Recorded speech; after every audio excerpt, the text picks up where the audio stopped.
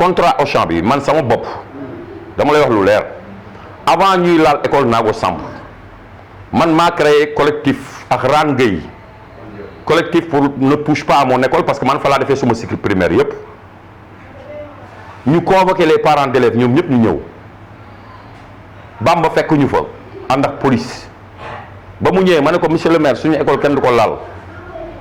mu ne day wax ma ne gars yi ah ñun dañuy réunion mu ne day wax gars yi ne bàyyi ko mu wax ma bàyyi ko mu wax bi mu paree nag ma ne ko monsieur le maire boo waxee ba pare tamit dañ ñu war a déglu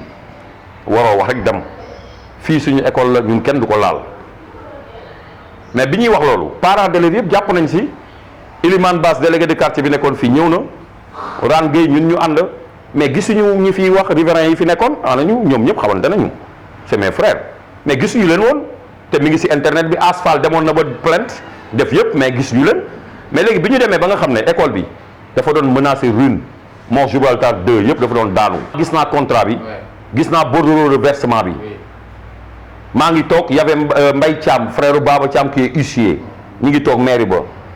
ma toog xool yëpp 125 millions ont été versés au trésor public ils m'ont montré les documents ma xool ko kon bu ñu naan Bamba moo ko encaissé man loolu sama yoon nekku si gisuma loolu xam nga man lu ma gis la nga xam ne dugal nañ ko trésor te gis naa papier yi gis kayit yi commune bi moo ko jëkka moo fi teg Auchan te man je me rappelle Bamba woo na ma benn réunion boo xam ne gouvernance ngi toog gouverneur préfet ñoom ñëpp ba ma ñëwee dama leen rappel loolu man ak Bamba musul nekk mburoox caakri musul nekk mburoox leneen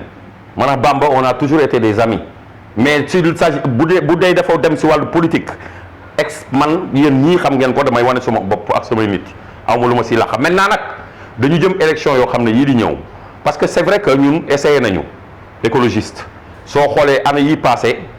boo demee conseils municipaux yi nekk Sénégal yëpp léegi am nañ fa ay conseillers c'est une première nga dem Dalifort Cheikh Diop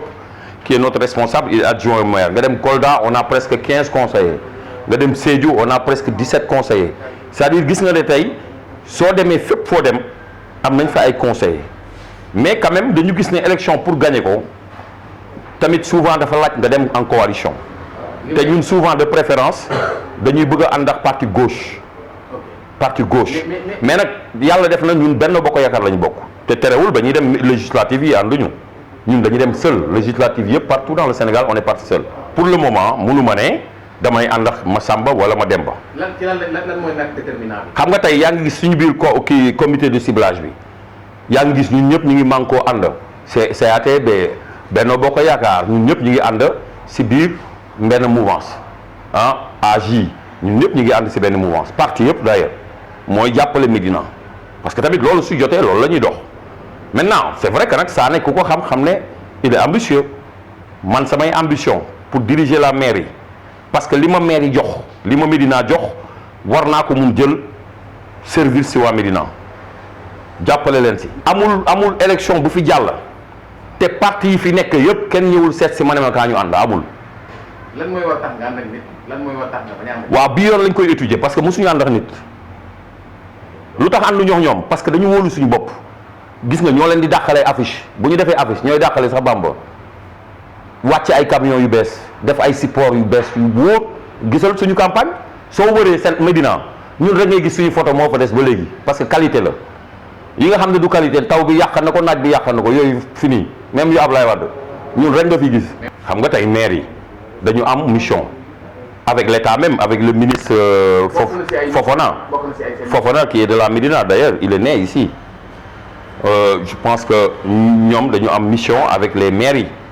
mooy désencombrer dindi bordel bi nga xam ne moo nekk si suñu trottoir yi.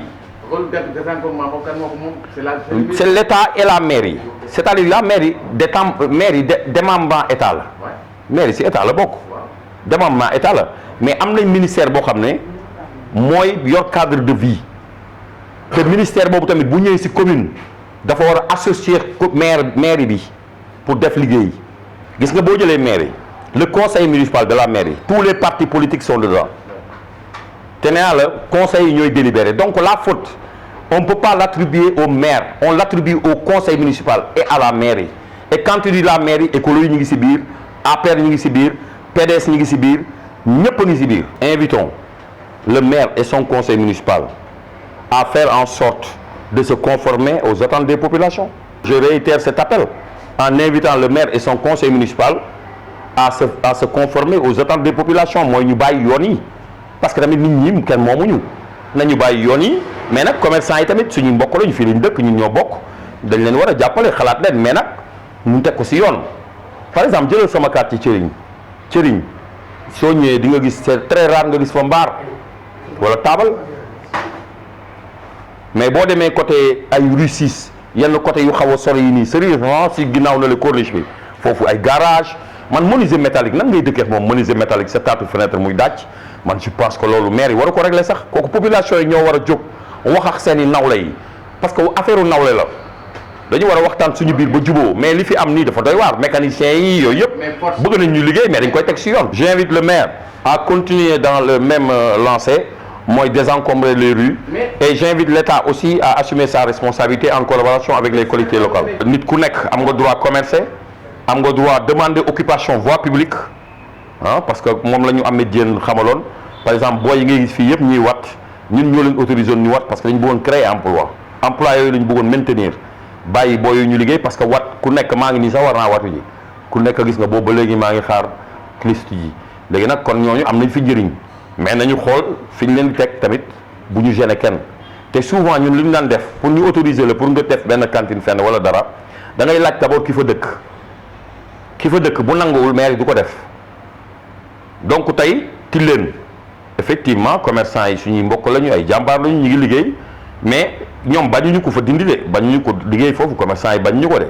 mais dañu bëgg concertation maanaam looy def nga waxtaan ak ñoom parce que dañoo am ay délégué am ay responsable di ay suñu nawle commerçant yooyu ni ñu melax Bamba ñoom Gorgui Diop ñoom Talla Thioub ñoom Kanté ni ñu melax maire bi ñun ñoo bokk yàgg nañu de donc voilà du am na loo xam ne man du ma si dugg maire du jaay cantine maire yi day joxe attribution léegi bu la joxee yow yaay tabax mise en valeur boobu yow yaa fay def sa xaalis tabax ko déedéet maire yi choisir ñett nit dëkk wax loolu non est-ce que xam nga cantine yooyu avant Ahmed Diène la avant maire Médina la am na ci yi si ëpp avant maire yi à part 21 bi 21 bi non 21 bi 21 bi ak maire bi ak miiru maire bi yooyu Ahmed Diène la te Diallo moo ko yeggali sax président délégation officielle moo yeggali yi nekk miiru maire yi mais bu dee école Médine ak marché Tilène yooyu Ahmed Diène fii la ko fekk bu dee nag yi wër maire bi président délégation officielle Diallo moo ko yeggali te maa ngi gis taay ñu ngi koy liggéeyaat loolu mooy situation cantine yi fi nekk donc Bamba xamul ku joxe cantine yi Ahmed Diène Pa Momar joxul cantine je dirais tey fierté bi ma am fii ngeen ma fekk nii dama fi recevoir média bu nekk mais tey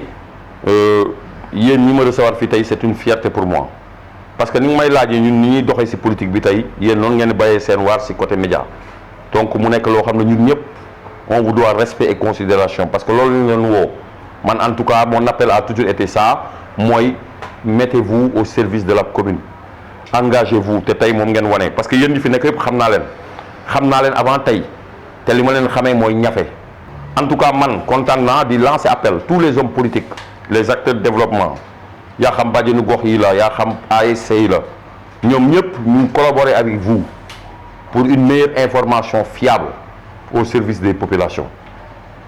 en tout cas je suis fier de vous c'est une fierté aujourd'hui vraiment d'avoir une structure comme la vôtre et moi je suis vraiment heureux et très content aujourd'hui de vous recevoir et je vous dis encore une fois merci tey sax gisoo ni ma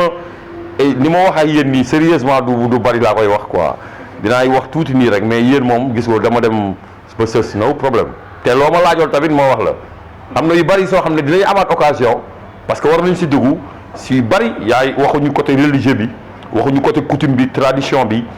waxuñu côté ASC sport yooyu yëpp mën nañ si wax